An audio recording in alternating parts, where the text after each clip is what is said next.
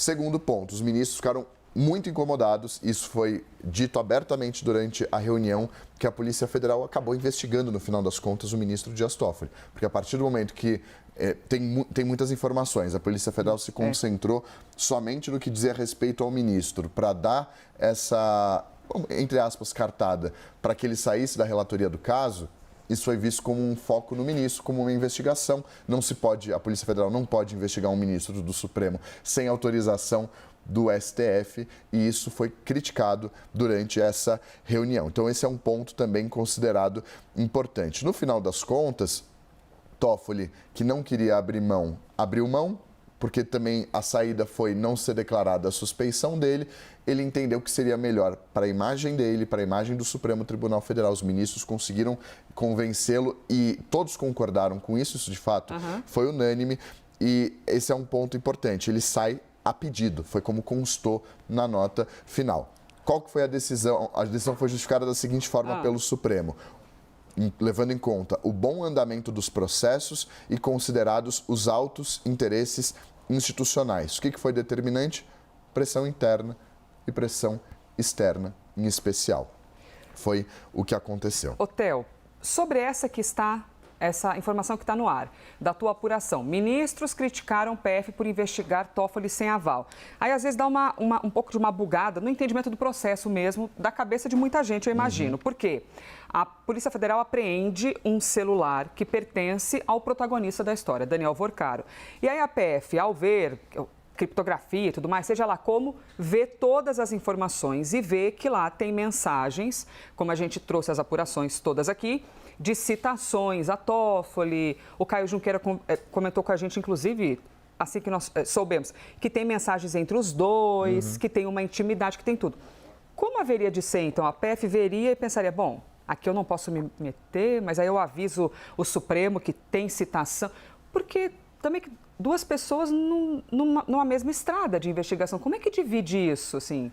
E outra, não tem ninguém acima do Supremo, então o Supremo manda no Supremo, o Supremo decide pelo Supremo. É um limite difícil mesmo de você estabelecer. Que difícil compreender isso. Muito difícil. Uma alternativa, por exemplo, poderia ser apontar isso no âmbito da investigação, no próprio processo, e questionar isso no âmbito do processo. Foi uma estratégia da Polícia Federal. Institucionalmente, a gente até falava sobre isso aqui ontem. O Andrei Rodrigues, que é o diretor-geral da Polícia Federal, ele não é o investigador desse caso.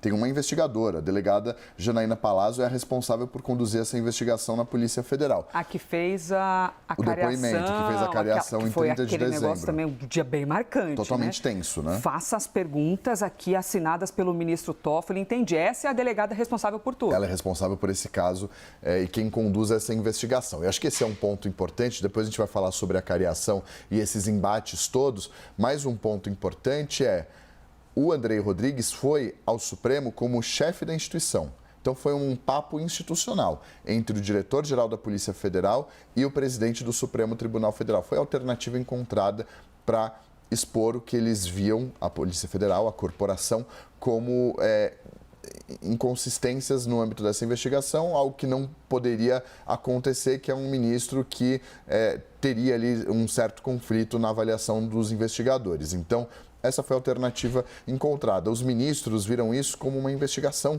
um direcionamento voltado ao ministro, até pela forma como foi apresentado. Nesse ofício, nesse relatório. Um relatório é um relatório policial. Não é um simples documento que foi apresentado, ou uma manifestação, ou, por exemplo, uma representação da Polícia Federal. Foi esse relatório policial que tem um peso maior, ainda mais vindo de uma corporação responsável por investigar.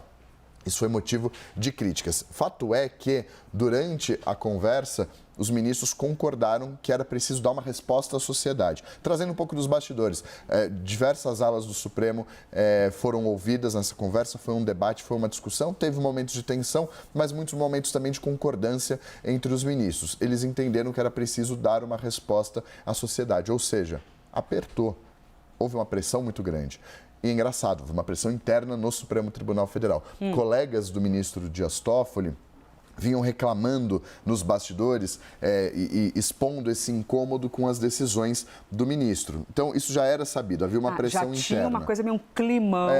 Não tá bom do jeito que tá. Caramba, o que está acontecendo? Tem algo estranho, mas também ninguém quer invadir a ilha do outro, né? Não. A ilha do outro Supremo. Mas esse ministro. descontentamento ele foi expresso de maneira reservada ao longo desse período. Qual que é o pulo do gato? Na nota, todo mundo vê um Supremo unido. Verdade. Nessa nota, os ministros não só não criticam o Toffoli, como respaldam todas as ações dele. Os ministros deixam claro, eles reconhecem a plena validade dos atos praticados por Toffoli, expressam apoio pessoal ao ministro, respeitando a dignidade da sua excelência, bem como a inexistência de suspeição ou de impedimento. Então, quem criticou no sigilo, e na hora do posicionamento, todos estavam juntos. Por que isso é importante? Aí é uma vitória do ministro Luiz Edson Fachin. Porque, no final das contas, com isso, o Supremo sai unido.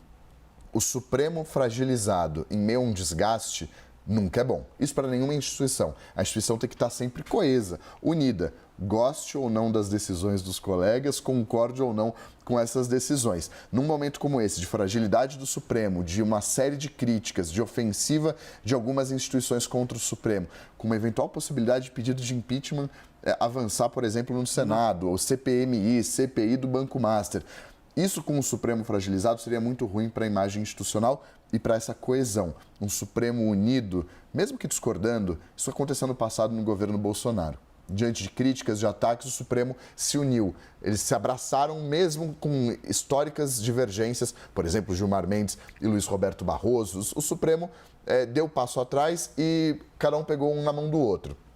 A ideia dessa nota é justamente isso, trazer essa coesão e essa força e unidade interna.